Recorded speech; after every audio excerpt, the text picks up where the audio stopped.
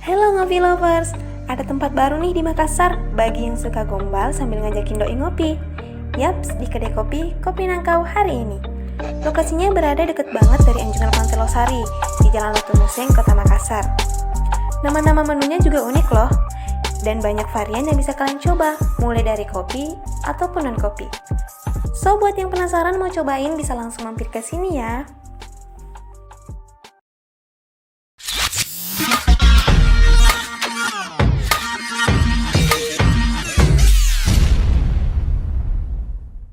Assalamualaikum warahmatullahi wabarakatuh. Kembali lagi bersama saya Muzawir di ruang podcast dalam program Tukar Pikir bersama narasumber kita Kak Ingrid. Apa kabar Kak?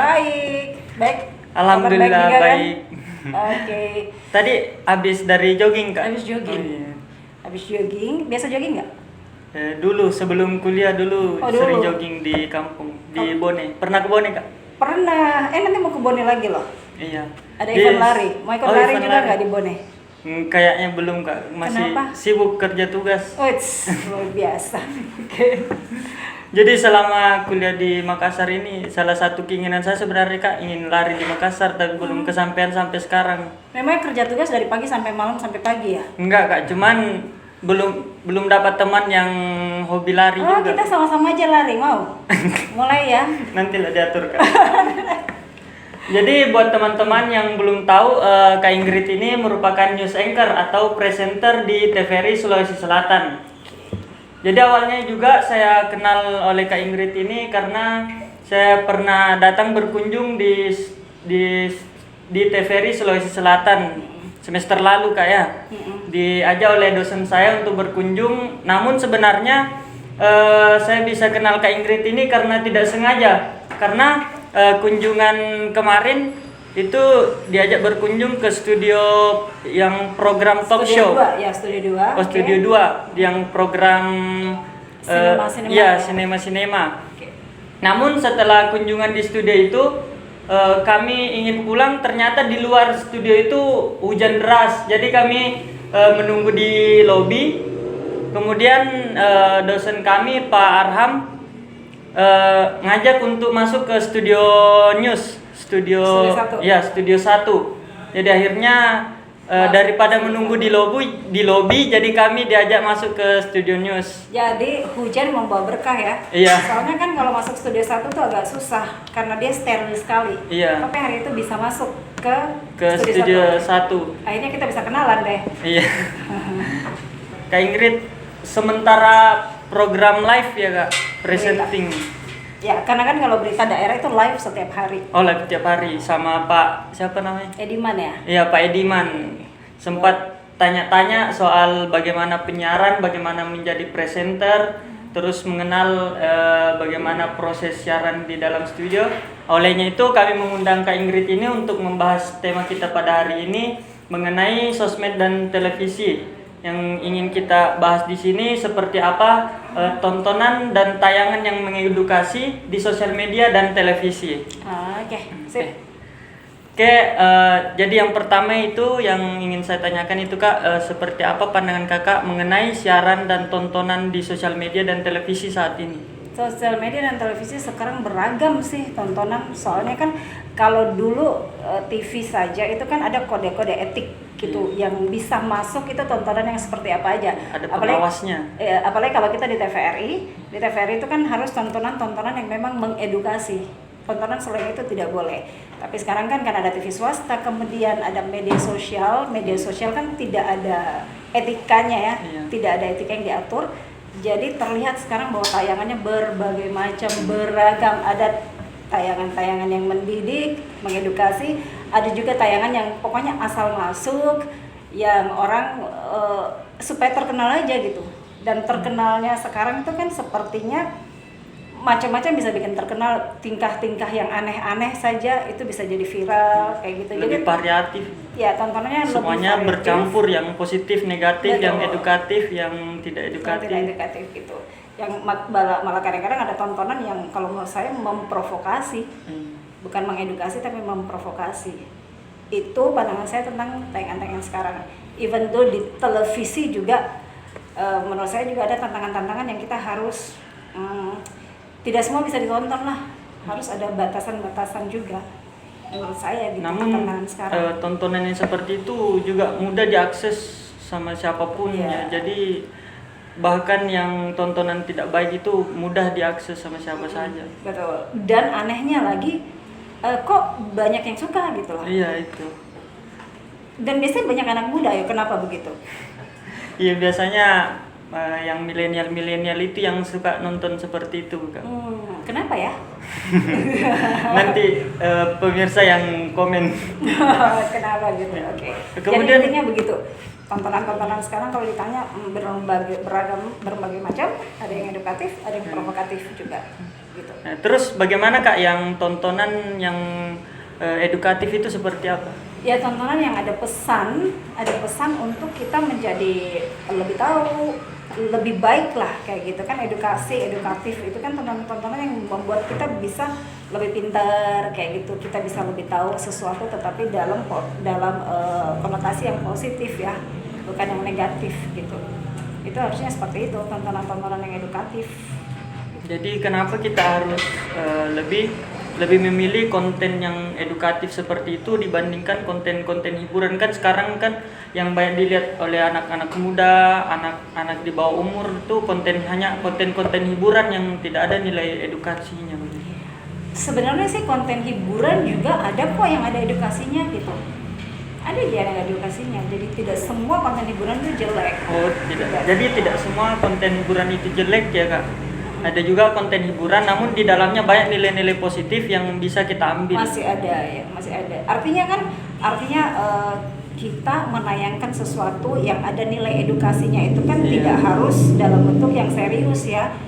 Gitu. Sambil ada unsur hiburannya, unsur entertainnya juga nggak masalah, apalagi di zaman sekarang kan penonton YouTube atau media sosial itu lebih banyak daripada penonton televisi, bahkan dia 3 kali lipat lebih banyak. Oke, nah dan segmen penonton itu tuh biasanya memang segmen-segmen yang ya masih lebih muda lah daripada yang penonton melalui televisi gitu. Nah segmen atau dibilang dalam tanda kutip segmen milenial gitu. Segmen milenial. Nah itu kan cara penyajian di media sosial itu kan beda.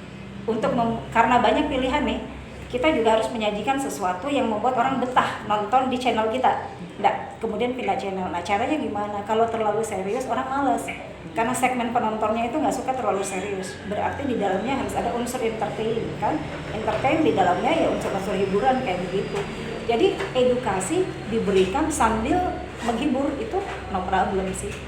Artinya tontonan-tontonan baik di media sosial maupun di televisi yang sifatnya hiburan itu juga banyak yang mengedukasi, karena sudah banyak edukasi diberikan dalam konsep-konsep seperti itu gitu. Karena kalau serius aja nggak masuk anak-anak sekarang. Iya. Gitu. Sekarang kan konten ini antara hiburan yang serius sama yang ada nilai hiburannya itu kan sangat bercampur Kak. Namun terkadang di situ di dalam konten itu semuanya tercampur, ada hiburan, namun di situ ya tercampur yang positif dan negatif. Seperti ada konten di YouTube beberapa hari lalu, di situ dia mengundang pemuka agama.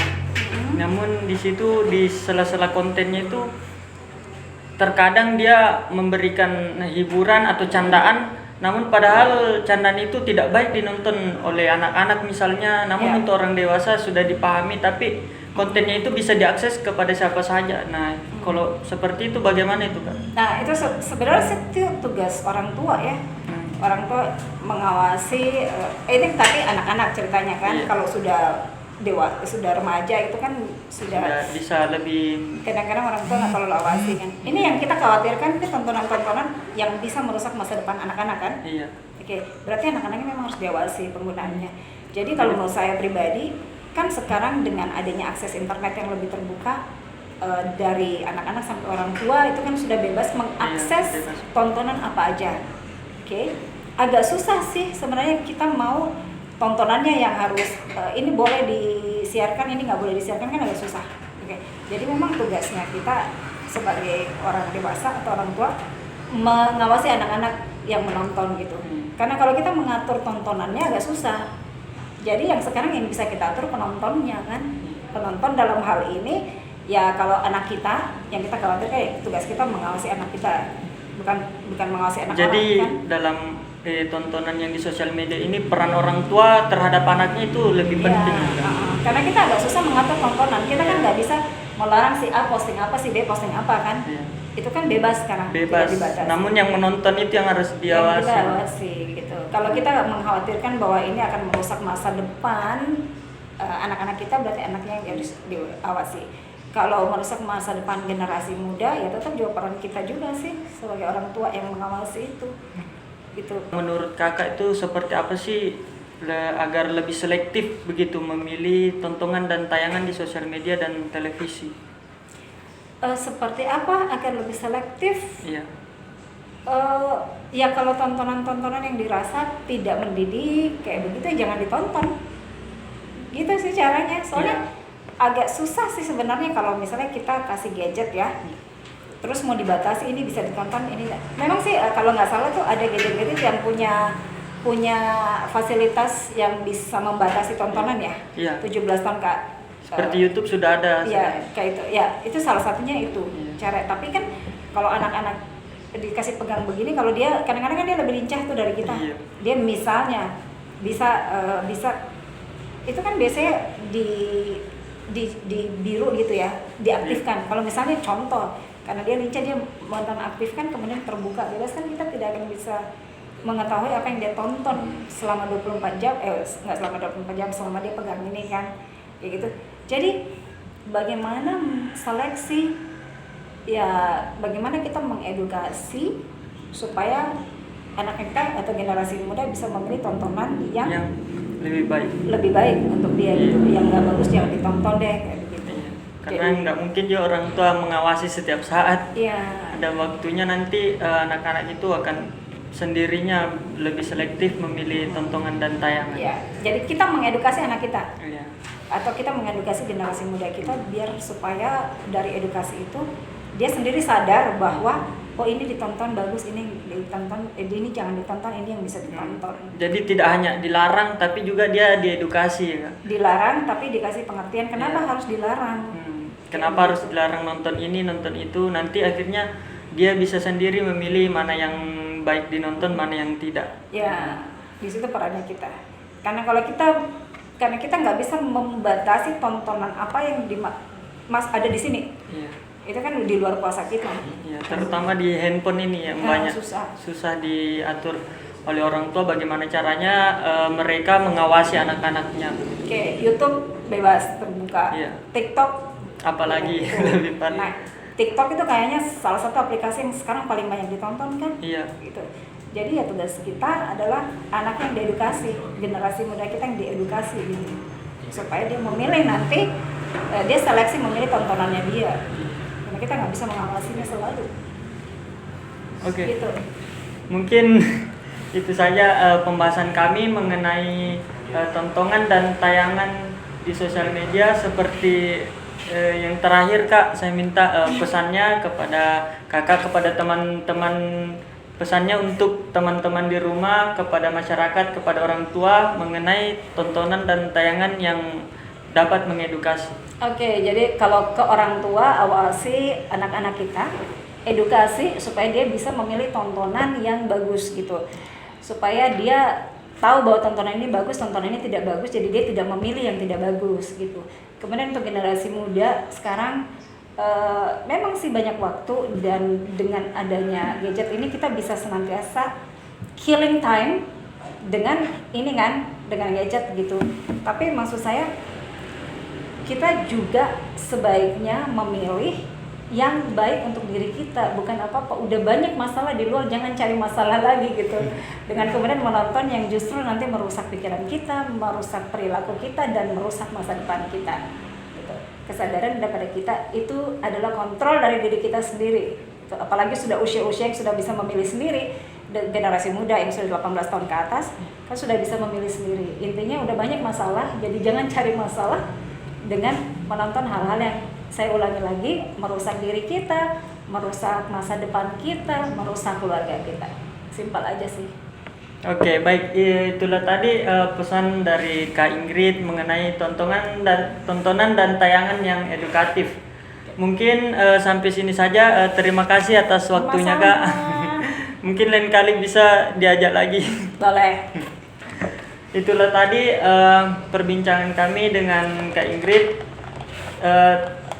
Tetap di channel kami di ruang podcast dalam program Tukar Pikir. Assalamualaikum warahmatullahi wabarakatuh.